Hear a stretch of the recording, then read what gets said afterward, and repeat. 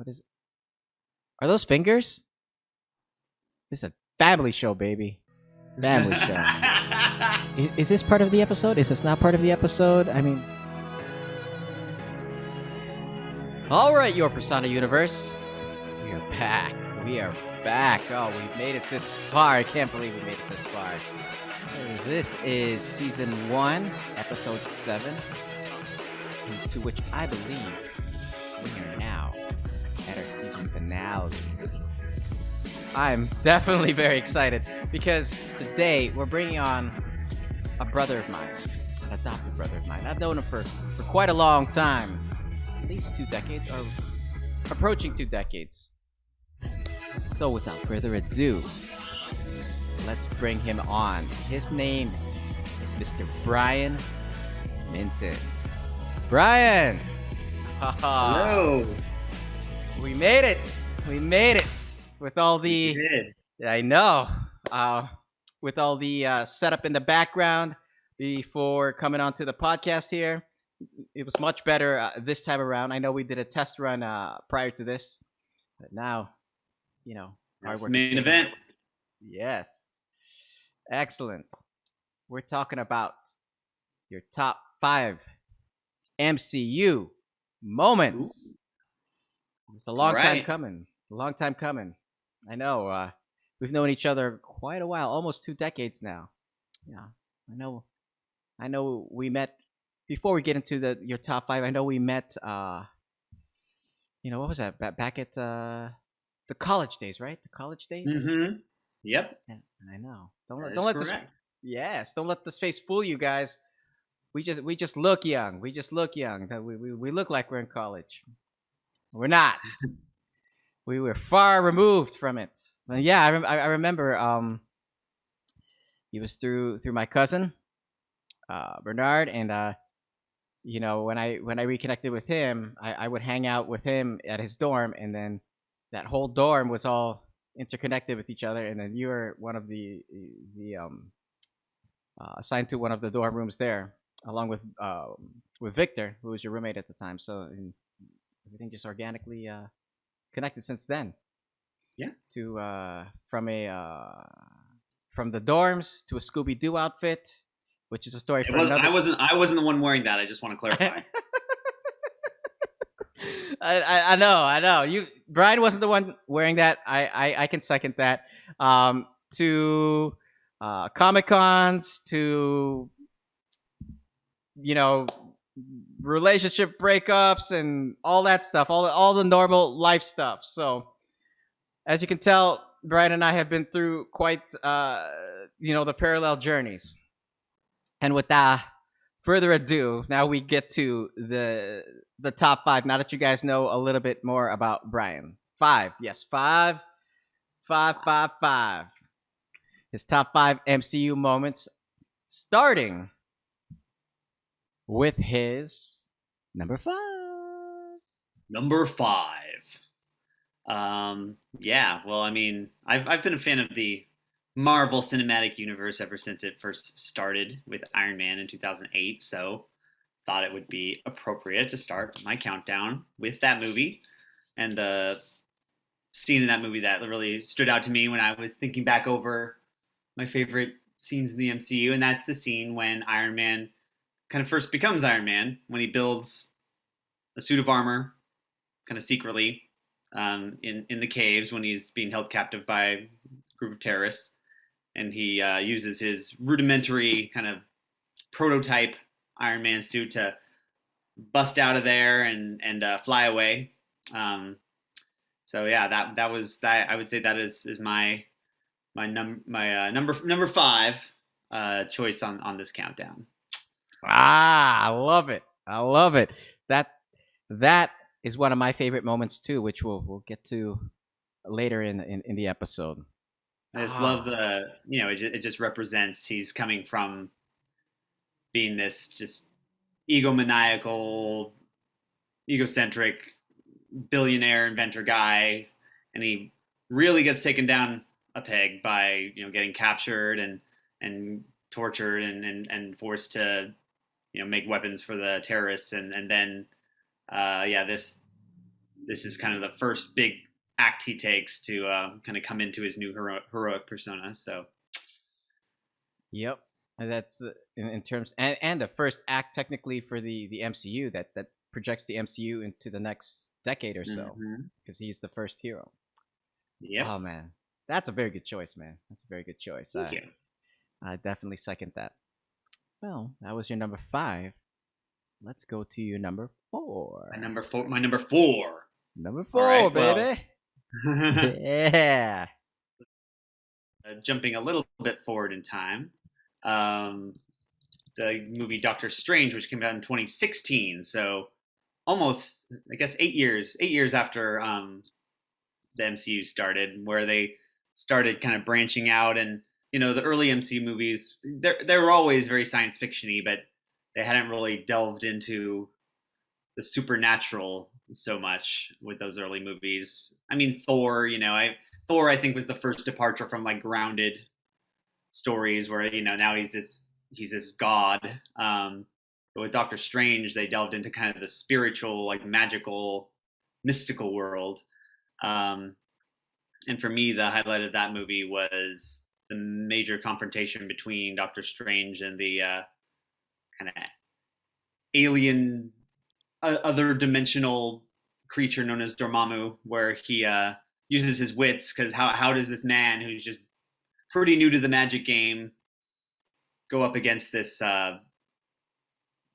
unknown, just all powerful entity? And he decides to use the one thing at his disposal, which is the time stone, and sacrifices himself, puts his own life on the line, traps Dormammu in a time loop, and basically is willing to die over and over and over and over again in just horrible, painful, gruesome ways if it means keeping Dormammu from invading our reality. And finally manages to get the monster to back down and kind of give up on trying to take over the world. So yeah, that it was great.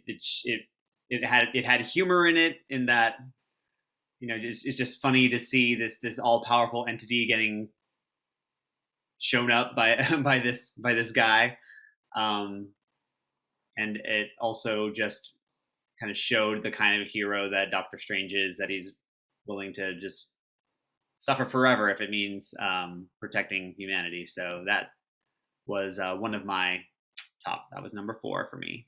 And you reminded me about that. You reminded me about Doctor Strange going through all that pain over and over. I was like, oh yeah. As you were talking about, I was like, that did happen. Because I mean, one thing that makes pain manageable is the knowledge that it'll have an end. And so the fact that he is putting himself up for eternal pain in order to prevent other people from suffering, just like, I mean, there can't be much more of a heroic act than that. So yes, that saving grace act. Oh man, another good choice. That's another good choice. Oh. So we've gone through your 5, naturally, your 4. I think naturally what comes next. How many times did I say naturally just now? Maybe it was 3. 3. Your number 3. Yeah, keeping with the confrontation theme. A lot of the MCU movies kind of get into their climactic final confrontation. The Guardians of the Galaxy movies always seem to have a really memorable one. The first Guardians of the Galaxy movie had the dance off with Ronan, which was fun. But I'm actually going to go for my number 3 with the confrontation in the second Guardians of the Galaxy movie with Ego, who's Star-Lord's father, who's also another hugely powerful entity. So yeah, maybe you can tell what kind of scenes stick out in my mind. But I just like kind of heroes standing up against forces that are just way more powerful than they are, and just because they know it's for the greater good. And once Ego kind of reveals himself, because it's not clear throughout the movie that he is a villain. He seems pretty nice enough at first, and very accepting of Peter, and reveals that Peter has this heritage as this celestial, so he has these abilities, these superhuman abilities he didn't even know he had. But then it turns out that Ego is not just what you see, not just this Kurt Russell looking man, but he's the entire planet they're on. Um, and he's been manipulating Peter and hoping that he would go along willingly. But when Peter decides that his humanity is more important, especially once Ego reveals that he was responsible for Peter's mother's death, which that scene, once Peter realizes that and just snaps out of it and then just turns on Ego, like that was the beginning of the awesome for me. But then the entire confrontation, which mixed classic rock from Fleetwood Mac with Peter turning into Pac-Man. Yeah. And the two of them flying through the air. Meanwhile, like all these alien ships are coming to get involved in the battle, and the other Guardians of the Galaxy are involved. It's just like so much chaos, Yes. but somehow it works, and somehow it's entertaining, and it kind of represents what the MCU can do. Like when it's extra, it's like super special effects extravaganza, but still rooted in characters and memorable characters and emotional development and that sort of thing. And in the case of Guardians of the Galaxy, great music. So I'm gonna pick that Star-Lord versus Ego as my number 3. And from that last battle scene, if you recall, I relate it, and let me know your thoughts. I relate it with like the Death Star scene, because remember, Baby Groot had to go into the center of Ego, just like how Luke had to shoot that missile into the center of the Death Star. There's some metaphors there, and then there's like you said, chaos is happening all over the place, which are like the space battle in A New Hope. Yeah. Yeah. So that's good stuff. Another good choice. You're number 3. Okay, so yeah, I mean, and the Guardians of the Galaxy. I mean, the thing that fascinates me about that franchise is, I mean, all these other Marvel movies were, known properties. I mean, people had heard of Iron Man. He wasn't as popular maybe before as he is now. Now that the MCU has kind of made that character A-list. I mean, before when you thought of Marvel, it was just like X-Men, Spider-Man. But now, like the MCU are giving a chance for these other somewhat mid to lower tier characters to really come into their own. Guardians of the Galaxy was the first MCU movie that came out that I had never heard of before. And when I read about the characters that were going to be in the first one, like a talking raccoon and a tree monster and some guy called Star-Lord, like what is this? Like, but James Gunn and and all the people who worked on that movie were able to make it into something really fun and continued it with the second one. And so, yeah, I mean, that movie, I think that franchise really made me realize that the MCU wasn't just about like bringing some of my favorite superheroes from when I was a kid, like to the big screen. Like it was also about these other stories and maybe finally giving them their due. So yes, yeah, and of course, the like the relatability. In addition to that, like from the music that's being chosen, because you brought that up a couple times. The wind blow. Yeah, yeah.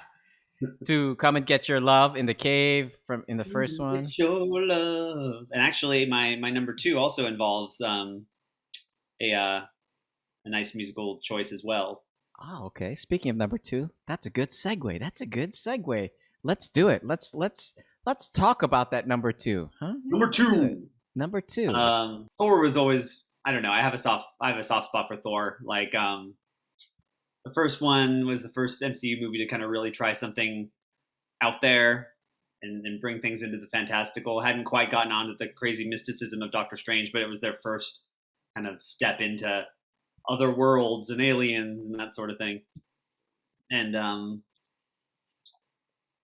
the first 2 Thor movies generally don't get regarded as some of the stronger entries in the MCU.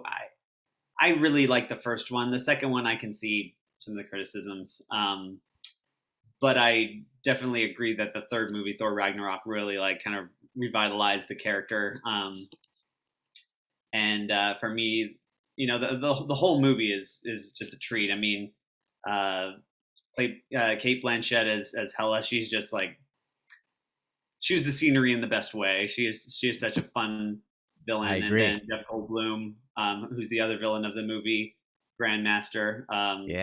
is also a lot of fun. He's a lot more of a comedic villain, but the tone of the movie it works. It works fine to have like a comedic villain like that. Um, for me, the big climactic. I'm sensing a pattern here because I'm a sucker for those climactic moments with memorable soundtrack. And for me, when Thor finally realizes that the powers of lightning and thunder that he holds weren't always in his hammer, which he has lost because Hela destroyed it. Yeah. He realizes in a vision of his father, who tells him, who asks him the poignant question, "Are you Thor, the god of hammers?" where, he realizes that the power was in him all along, and he unleashes just a electric onslaught and just leaps to his friend's aid and just starts to decimate Hela's troops, and it's all to the tune of the Immigrant Song by Led Zeppelin, which Yes. has lyrics which are very much aligned with Norse mythology. They even talk about the hammer of the gods, so it's just like practically Thor's theme song, and it just like the way it kicks in when he just starts to just go crazy on all the with the lightning and stuff, all the bad guys, yeah, all the on the bridge, right? Lightning on the Rainbow Bridge. That, yeah, it was a really great triumphant moment. It really, it just shows the power of. But again, it's driven by like a character growth. So the character is there. You know, at this point, we've been through 3 movies with Thor. We've seen his journey. We've seen him like doubt himself after he lost his hammer, and just finding that inner confidence. Along with the Led Zeppelin, it just makes for a really memorable. Speaking of that Led Zeppelin, another thing that was going through my mind, impromptu, is that Led Zeppelin song, the Immigrant Song. Mm-hmm. It reminds me a little bit of the Wonder Woman theme song in the DCEU. Does it? Yes, because it's got the similar melody, and obviously, we can't say that Led Zeppelin copied the Wonder Woman theme because it was out way before the Wonder Woman theme. So I believe it's safe to say that there was some influence, some inspiration derived from with the Wonder Woman theme derived from the Immigrant Song by Led Zeppelin. I have to give Wonder Woman theme another listen. I can't think of it at the moment, but yeah, it goes like, if I can impromptu do it, goes. Does it have the? Yeah, that exactly with the high pitch, which is like the Immigrant Song too. So that the high guitar riffs and all that stuff. Yeah, and then exactly. And then also back to your point about the power being within Thor and the lightning. That I noticed something in Infinity War, which obviously it succeeded. Yeah. Ragnarok. I almost said preceded, which would be incorrect. And then I have to correct myself on screen. Gotta stay honest. Gotta stay honest.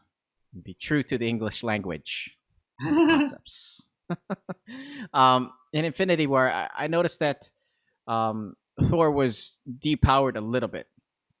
From my own observation, I didn't really read it anywhere. Because at the end of Ragnarok, he realized the powers within him. He's got all the lightning, bam, bam, bam, lightning everywhere. He's become one of the most powerful characters in the MCU. And then when come Infinity War, he's like, I still need a weapon. And I'm like, What the heck just happened? Wait, I thought at Ragnarok you just said that you don't need a weapon. You don't need Mjolnir or let alone anything else. But he's like, no, I need to go to Nidavellir, or I get it mixed up. I know I said it somewhat correctly. And he goes to the Mr. Game of Thrones that's been gigantified. The actor plays him. Yes, Peter Dinklage, who also appears in X-Men as well. X-Men Days of Future Past. Quick tidbit there. Peter Dinklage's character in gigantic form helps him create the Stormbreaker, which another tidbit my car is named after. So that's where that name comes from. And Stormbreaker is basically Thor's new weapon of choice, which is an axe. And in that scene, if you remember, I'm pretty sure you remember, like they can't find the material to make the handle, so Groot makes a sacrifice himself and cuts off his arm, and then welds it onto the axe. And then Thor makes a triumphant return to Wakanda. All powerful again, and then somehow in Endgame he recovers his Mjolnir, his hammer again, and has it with now Stormbreaker and Mjolnir together, which is an almighty combination. Speaking of Endgame, Oh, that is a good segue. We are working on segues today. This is unplanned, unscripted. All right, let's hear your number one. number one. Yeah. So I wanted to keep my top five uplifting because one of the major moments everyone knows from the MCU is Thanos' snap in Infinity War that just comes as such a shock when it wipes out some of our favorite heroes. So I decided for my number one to do the flip side and to do the reverse snap in Endgame, which is done by Hulk, that brings back Yeah. all the heroes and they're introduced in such a memorable way, a callback to the Winter Soldier where Captain America hears the voice of his good friend Falcon say on your left, which is a recurring kind of inside joke between the two characters. And then sure enough, on his left, portals open up, all our fallen heroes reemerge, including some that weren't in Infinity War, and Yeah. like Wasp and gosh, who else comes? Captain Marvel comes to help. Just all these pretty much the massive gathering of all the MCU characters that we wanted to see, and finally leading up to the final snap of the movie, which is Iron Man's sacrificial snap. But yeah, so my first, but the first snap, the Hulk snap, that brought all the characters back. That would be my number one MCU moment. It I was love it. a I love it. just so many years in the making. It just boggles my mind how much went into it from 2008 to what year did Endgame come out? It was like 2019, baby. May yep, 2019. 2019. So 11 years of so many actors, so much work, all to leading up to this really unprecedented crossover event just from all these different franchises. I just it say what you will about the MCU and superhero movies. I know like some movie and film traditionalists like Martin Scorsese aren't a huge fan of the genre, but like I don't know, there's something to be said for the amount of coordination and work Yeah. and forethought and planning that goes into pulling off something like this and actually having it be an enjoyable movie. Yes. So, and having and just that's really a long game and like I feel like Wow. A long that's game. Long game to that's end game.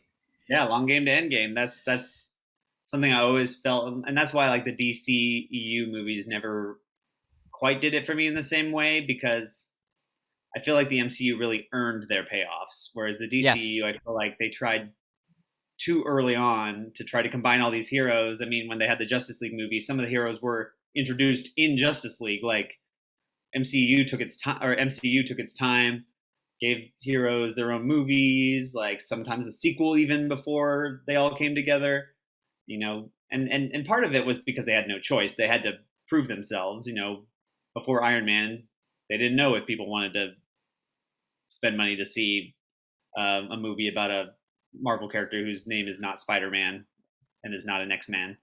Um, And and then yeah. they had to kind of do another leap of faith when they made things a little weirder with Thor, and then they had to do another leap with Doctor Strange. So it's like, and even now they're still kind of pushing boundaries. Now that we're into Phase 4, where they're now trying out like TV series to see if people would watch those. And okay, like, well, Black Widow's been around, maybe we'll give her own movie, and I'm glad they did. They Yeah. should have done that years ago, Too but little, too that's late on that part. yeah. Exactly. I agree with you.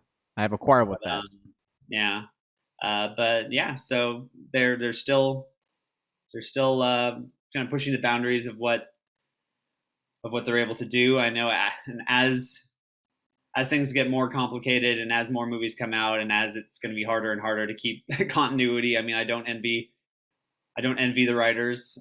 Yeah. Hopefully, it won't get so crazy that just like in the comics, they have to start retconning and like bringing all these characters back from the dead and doing all these things. Because I mean, one problem that the films have that comics don't have is real live actors age, and also life intervenes sometimes. I mean, and I feel like the MCU has done a good job at minimizing the impact of outside forces.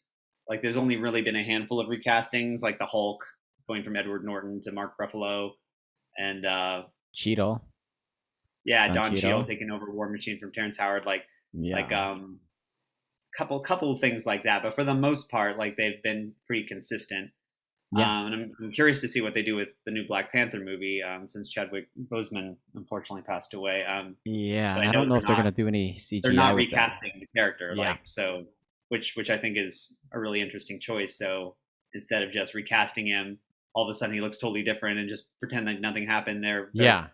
presumably going to be addressing his absence in the plot of the movie. So I mean that's yeah, I'm I interested believe to see where the MCU goes from here. yeah, I believe with the Black Panther on that point, I have a couple of points to your points. Um, Starting with Black Panther, they're gonna transition it to Shuri, his sister, Mhm. where she's gonna take over as the Black Panther. Because in the comics, there are stories of her taking over for her brother.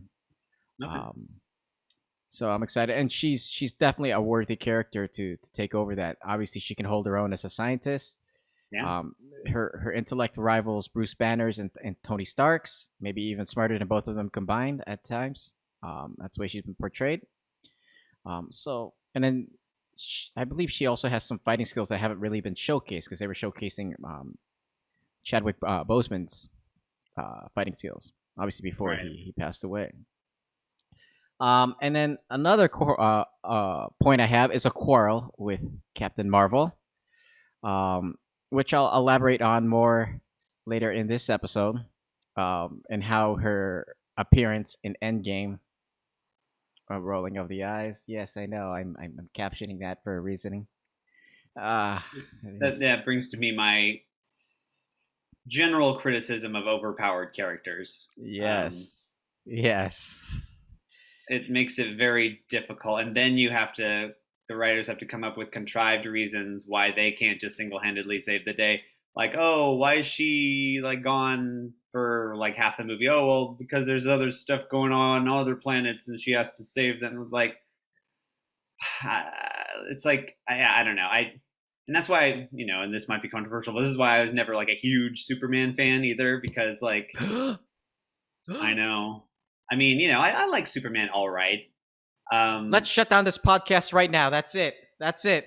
I thought But we were friends. I at thought we least were he has friends. kryptonite. At least he has kryptonite, so it's like there's Ah, at least something okay. that is It's a a save. legitimate weakness. And I don't know if in the comics Captain Marvel has Good save. like an equivalent of kryptonite. I don't I don't know, but yeah, I just feel like I like my heroes relatable. I'm drawn more to the kind of regular guy who stumbles into greatness. Thor, I Yes. guess, would be the exception because he's a Yes. god. But even Thor like has limitations on his power. And but even you mentioned earlier in this episode that they had to depower him a little bit when it was convenient to the story. Yes. And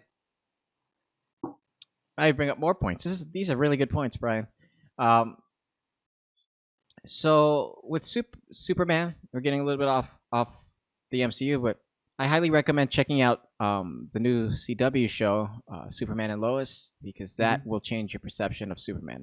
I firmly believe that because there's more of a focus on Superman and more Clark Kent specifically and his family. Yes, there's super heroic scenes in there, but there's that relatable drama and relatable, the characters with the emotions that go with it. So, and they just completed their first season with quite a few twists on the current comic book storylines that exist. They brought back those characters from like the death and return of Superman, and they put it into their own universe and made it realistic too. Oh, something to I do check out. admit I used to watch Smallville, and before that I used to watch Lois and Clark. So Smallville? What? I don't know what that is. I have no idea. I don't know. I mean, we've been Moving on. yeah. I see how it is. Kristen Krug, Michael Rosenbaum. Like Who I are these said, I don't people? know. Who were those people? Dean Cain, Terry Hatcher. I mean, I don't know all those shows. And then the other thing that I wanted to bring up as we continue to move our episode along is you bring up a good point about the MCU and the 11 years. Now, mind you, the MCU. I'm just fathoming it right now. Like the MCU for 11 years was able to produce all of that, and right after Endgame, just about almost a year later, the pandemic happened. I was like, dang, they got through all of that. I was like, and then top that off with the way now the MCU is being distributed. You brought up a point about like now the shows on Disney Plus with streaming and all the actors that have been in play and behind the scenes, how that changes it, like with the streaming rights and licensing and streaming contracts. Obviously, currently Scarlett Johansson is in the middle of changing the way at least Disney / Marvel actors and their contracts will be worded and agreed upon in the future. And I agree with her. I agree with her in terms of the way like in terms of her thought process and where she's coming from. Yeah, people will say, oh, well, she already makes a lot of money. She made like 20 million for Black Widow. Once again, a little bit too late. That movie should have been earlier. Yeah, beside the point here. And then what she's suing for is another 50 million. Well, it's not just about the money, it's the principle behind it. So, and she probably recognizes that it's not just her. I mean, if the movie studios are allowed to kind of change the way that actors are paid in the context of these new means of distribution, then like the actors should have a say in that, like in order to make sure that it's fair. Because more people watching streaming means less people in theater seats, and we just it's I mean, and so much of the transformation that COVID brought on comes so unexpectedly, and like feel like a lot of powerful people are very adverse to change. So when change is thrust upon them, they don't always deal with it in the best way. Yeah, definitely. Something I think needs to happen. I don't know if it necessarily needs to happen. We could will it to happen. Something usually happens at this part of the episode. That's why I was looking at my mic. I was looking at my mic just now to remind me of what's supposed to happen. I think we're supposed to hit a switch. We're going to flip the script. I think this is the part where is this when you give a shout out to your sponsor, Stark Industries? Stark Industries. Anytime you guys would like to sponsor this show, I'm ready. I am ready for that sponsorship. We can discuss this offline.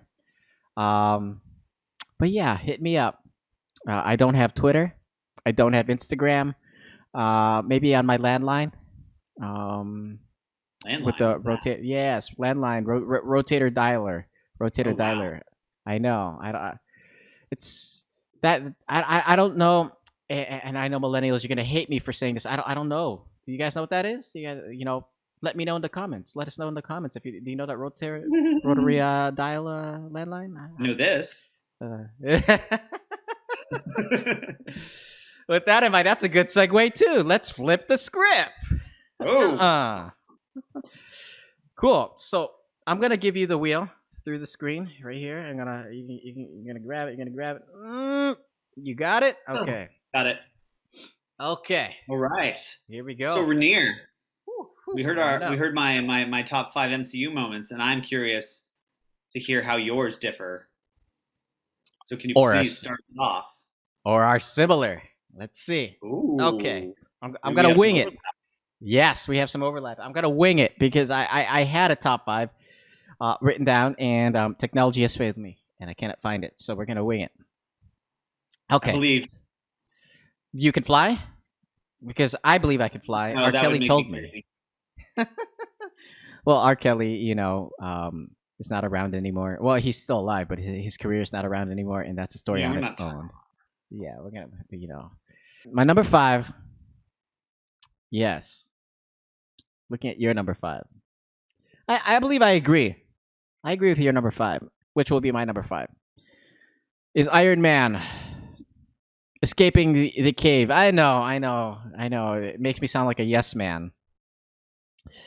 Um, by just agreeing with the number five, but hey, it's the truth. It's the truth.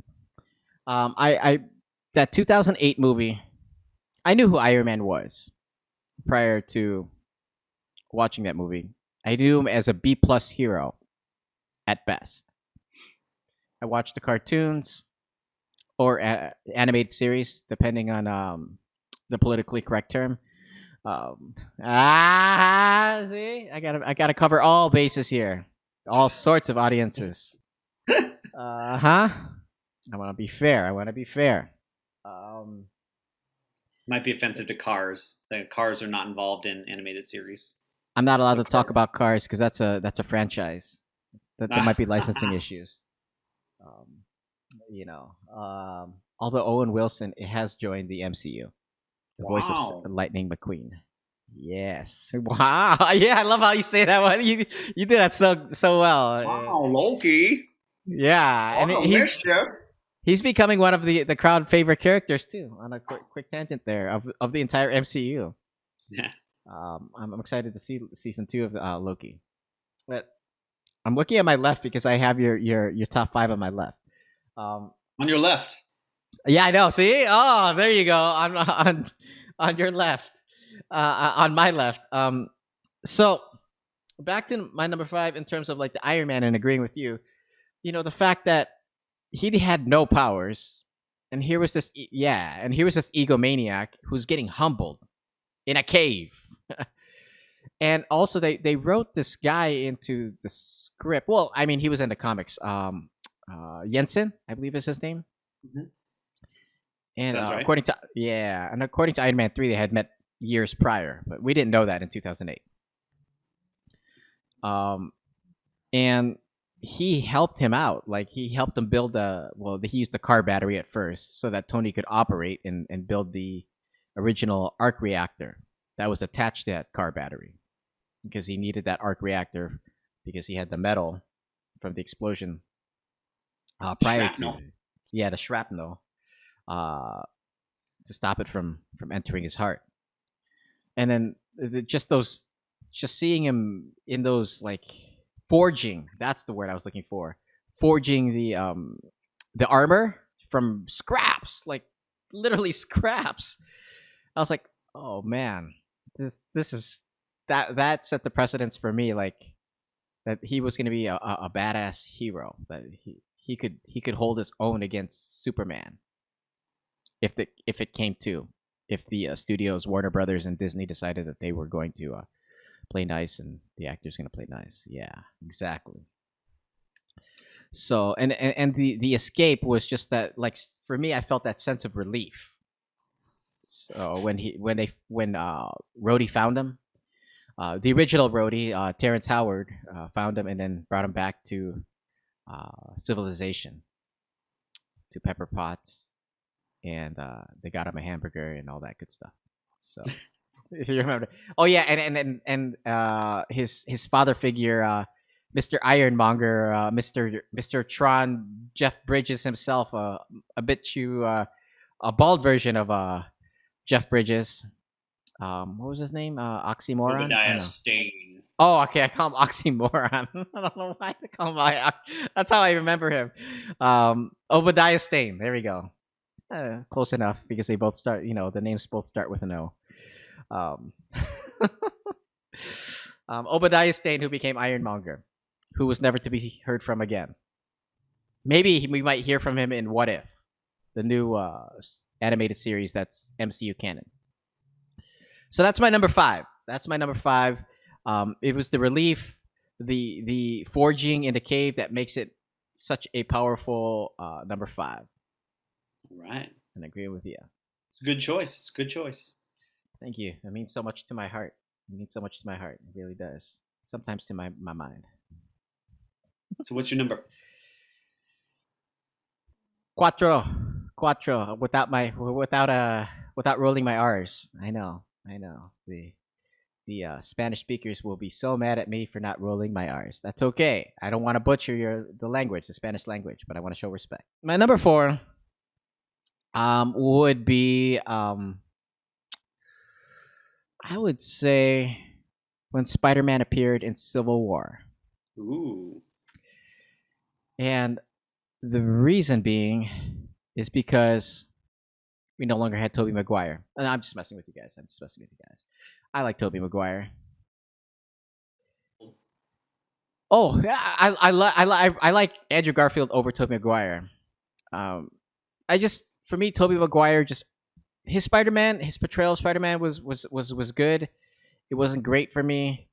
I know this becoming a therapeutic therapy gripe session here. I'm gonna do that for a quick second here. I just his squeaky voice just doesn't do it for me. I I don't want to be Spider-Man anymore, dude. Pizza time. Yeah, pizza time. Let me emo. What the? Dude, pick a choice. What are like pick a persona. We you know. Like yeah. And then what the heck was that? So I mean, yeah, it is what it is. And rumor has it licensing issues to Adele. I know. And I'm rolling in the deep here by saying this. Puns, baby, puns. I'll admit it, Brian. You know you love the puns. Just because we're on screen, you know you love the puns. So, so the rumor has it that the 3 Spider-Men are going to share a screen together in the upcoming Spider-Man movie, and transition to Andrew Garfield. I like Andrew Garfield. What's the word? I ship Emma Stone and Andrew Garfield's relationship on screen, and I believe they had a off-screen relationship too. I don't believe they're together anymore off-screen. To my knowledge, are they? I could be I don't confused. know. But so what about then? So Spider-Man showing up in Civil War. Yeah, Spider-Man showed up in Civil War, and the choice they made for Tom Holland was the right choice because he just, and the way he was brought in, where Iron Man brought him in, gave him his new suit because he was just using sweats before, and he goes under ruse. That ushered in a new version of Spider-Man and ushered in I believe like a little bit of a changing of the guard in the MCU. And the fact that when he was in that fight and he had to clock out because I can still do it, Mr. Stark. I can still do it. He goes, no, you're done. I'll let your Aunt May know. I mean, like that for that I found that to be like, oh my dang, you're a superhero, and that's demoralizing. It's very demoralizing and humble. It's and humbling at the same time. It's like, dang, superhero that yeah. And in my mind as well, I was like, oh, that's Tony Stark's excuse just to talk with Aunt May as well, because at the time him and Pepper Potts were separated. So when it did come full circle, though, where Tony Stark was humbled because in Infinity War, they shared that scene with the snap, where Spider-Man was like, I don't want to go, and that very deep emotional scene, and so that for me brought it full circle from Civil War, that story arc with Tony Stark and I almost forgot Spider-Man's alter ego, Peter Parker. I almost called him Clark Kent. Or Eddie Brock. All this alliteration in superhero secret identity names. Mm-hmm. Peter Parker, Clark Kent. Yeah. So that introduction. And why that also hit strong for me. That introduction hit strong for me is because in high school, I didn't necessarily want to be Spider-Man, but I wanted to be a superhero. There you go, guys. Getting the inside scoop. I wanted to be a superhero in high school. you know, and that's why that hit so strongly with me.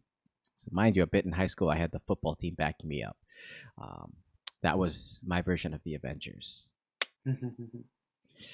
So yeah, that's my what is that number 4? Number 4. Okay, And we're on to number 3. number trois in French. Number 3, similar to your number 3, not quite the same, still on the same subject, is the cave scene from Guardians of the Galaxy Volume 1. From the moment we're introduced to Star-Lord, when he turns off the mask, his space mask, to him turning on his Walkman and playing Redbone's "Come and Get Your Love" and dancing with the yes, and singing into the rat. That was one of my yeah. And then he finally arrives to his destination, his objective, and grabs the orb with the I believe it's the Power Stone, right? Is it the Power Stone? Yes. The Power Stone. And who's the guy again? I can't remember his name. The one who like the space police type of guys, and he goes, "Hold it right there." And he goes, something along, these aren't the exact words, but he goes, "Oh, you don't know me?" He goes, "I'm Star-Lord." And he goes, "Who?" I love that part. I just looked it up. His name is Korath. Korath. The Pursuer. Got it. I'm just learning this now. Yeah, I remember seeing that like in the trailer, like, ooh. Yeah, and that was the hook to watching Guardians of the Galaxy. That and Blue Swede's "Hooked on a Feeling," which reminds me of the. Yeah, there's so many great, so much great music in both those movies, and then because ELO's "Mr. Blue Sky" at the beginning of Guardians 2, which pretty much serves the same purpose in Guardians 2 as "Come and Get Your Love" does in Guardians 1. It's like the intro song. I mean, it's a lot more of a crazy scene in the second one, since we have all the Guardians fighting a giant space monster, but still kind of this sets the tone of the movie.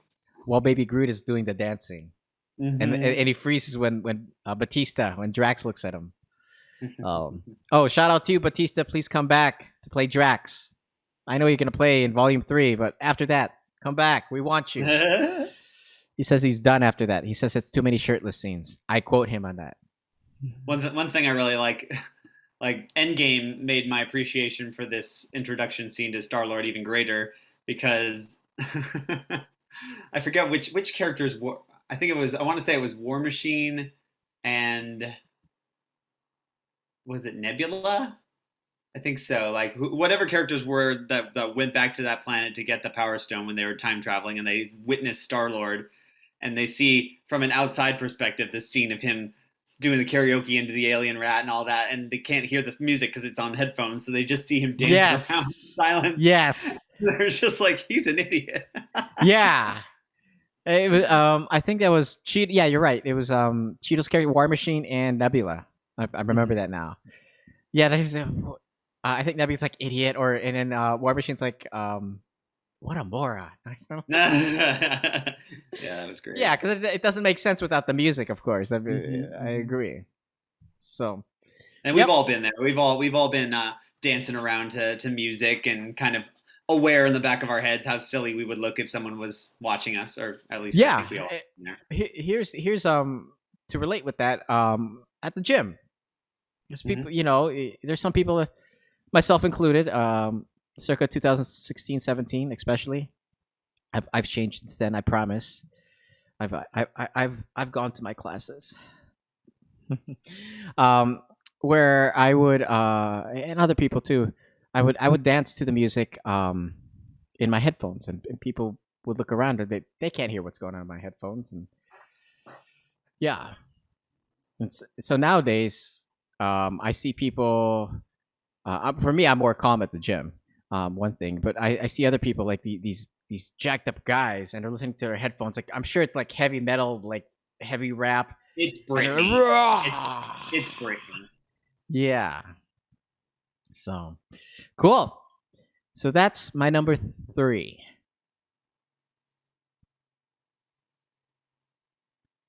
What is it? Are those fingers? This is a family show, baby. Family show. Or it used to be. It used to be. It's evolving. Number 2, baby. Number 2. Number 2. Okay. Number 2 is this. Hang on, I'm flipping it in my head. That's what this lookup is doing. I'm flipping my number 1 and my number 2. My number 2 is Iron Man testing out the Mark II armor that completely, in the original Iron Man, 2008 Iron Man. Iron Man gets so that movie gets another one. Yes, he's doing the Mark II armor because Okay. I love his holograms. I love that tech so much. And then he finally builds like a legitimate, non-scrappy suit where he doesn't need a car battery. Is this like when that robot like assistant of his was like handing him stuff and? Yes, Jarvis, and they're talking to each other, and you can see the camaraderie. He's like, "Yeah, Jarvis, wrench or something like, I need that over there. No, Jarvis, move that away." And so now finally he does this test run through Santa Monica, and he passes by the promenade, and then they zoom up on this kid eating his ice cream, and the kid is so in shock that the top of the ice cream falls off. So, and then and also Tony Stark didn't when it's time to land back onto the roof, he doesn't calculate it correctly, and he lands onto one of his sports cars. He goes through the roof, through the second floor, and I'm like, oh, that's painful. That's painful. But the fact that he was, this was growth in a story arc from the cave, and the fact that, like, I love technology, the fact that he built that suit and looked so good. For me, even without the hot rod red and yellow paint, I was good with that suit. To me, I think that's one of his best suits, even though it was a prototype still. Nice. So that and Jarvis has come along quite a long ways in the MCU. Now he's a in his own right. Now that they've combined him and turned him into the character Vision. I'm sure when Paul Bettany first signed on for the role of Jarvis, he'd never imagined that just a simple voiceover role would turn into him like wearing full on like makeup and prosthetics and. You're correct about that because he has an interview on Disney Plus for WandaVision, like a behind the scenes, and those are almost his exact words. He's like, I was called in to do the voice of this robotic butler, and it was just supposed to be like, a couple quick scenes, and it just, caught on, and now here I am with the character Vision and wearing makeup. or soon to go to makeup. He wasn't wearing it at the time during the interview. So yeah, you're exactly right. It's funny. So that is my number 2. The drum roll, which I will also put in post-production. Number one, which originally was my number 2. It's not my number 1. Is the scene in an Endgame with Scarlet Witch. Because she should have won that fight. So screw you, Brie Larson, and your Captain Marvel, dramatic, abrupt entrance taking thunder away from Lizzie Olsen, she deserved that scene. She deserved that win. Damn it. Like, you took everything from me. Who you are. In a way, I blame Captain Marvel for causing WandaVision. Oh, I just thought of that now. Boom. But I like WandaVision. I like WandaVision too. But I don't think the prisoners of WandaVision liked it. Not so much. Their free will was taken away. Dang it. Captain Marvel, and specifically the number 1 moment for you is the confrontation then between Elizabeth Olsen, Scarlet Witch, and Thanos.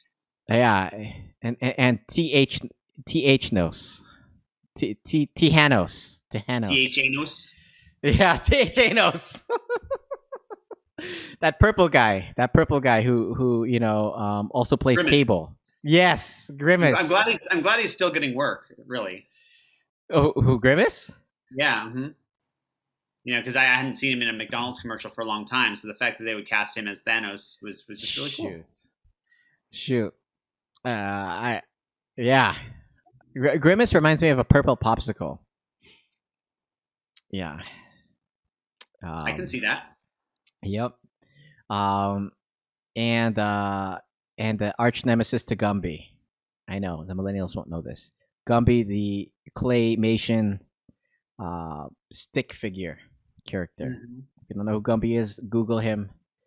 That's what Google is for. All right. But So those were your top 5. yeah, DCs. so that's my top 5. Lizzie Olsen, Scarlet Witch character going 1-on-1 against Thanos. Yeah, I can't believe we did it. We got through all the technical setup pre-podcast. Yeah. We got through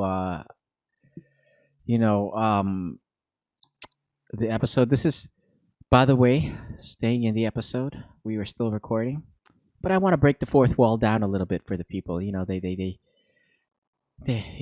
is this part of the episode? Is this not part of the episode? I mean, it is staying in the episode. I mean, we did it. I mean, I'm not. Is sweating. this scripted? Am I Is this making up what I am saying right now, or reading it off of a script? A teleprompter? I mean, I have enough screens in front of me. Let alone a teleprompter. I do not have a teleprompter, neither does Brian have a teleprompter.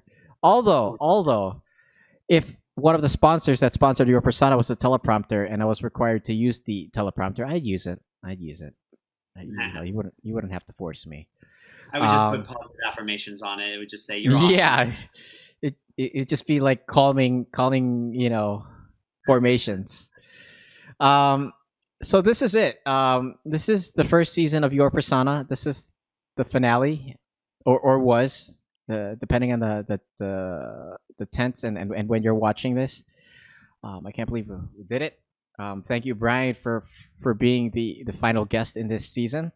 Thanks for having me. Much thanks. Yes, and would you like to share where they can find you on socials as we start to wrap up? Oh, you can check me out. I am in an improv troupe in Orange County called Improv City. We have a YouTube channel, Improv City Online. And occasionally you may see me in some videos on there. Also, come check us out at our new theater in downtown Tustin. Yeah. ImprovCityOnline.com. And yeah. All right. And then you can find Your Persona on Facebook and YouTube. If you're watching on YouTube, don't forget to subscribe. If you're watching on Facebook, don't forget to follow. And then you can also find Your Persona with all the socials at yourpersona.com, which is a fully built out website that's continually evolving. And you can find past episodes on there as well, easily. So that's it. I'm feeling accomplished. You feeling good, Brian? I am. Let's wrap this. Yeah, let's wrap this episode up with the catchphrase. Catchphrase, as other guests have been doing, and have you do with me, is it's hoorah, combination of hooray and the battle chant by the military, hoorah. So combined, it's hoorah. Hoorah. Yeah. So I'm gonna count down with a 3, 2, 1. I'm gonna do hoorah, and wish the crowd good morning, good night, wherever they are. All right. Here we go, guys. In 3, 2, 1. Hoorah! Thank you, guys. Good morning, good night, wherever you are. See you guys in 2022, specifically January, February 2022. Look out for more updates. Peace. Thinking it's for certain, but somehow it resurfaces. It seems I'm always searching in my curse to always circle this. You finally reach the end, but then you lose your friends, and I can just pretend, man, I feel I never win. I'm a failure, man. At least that's what they're telling you. Times I still believe it, have to fight it.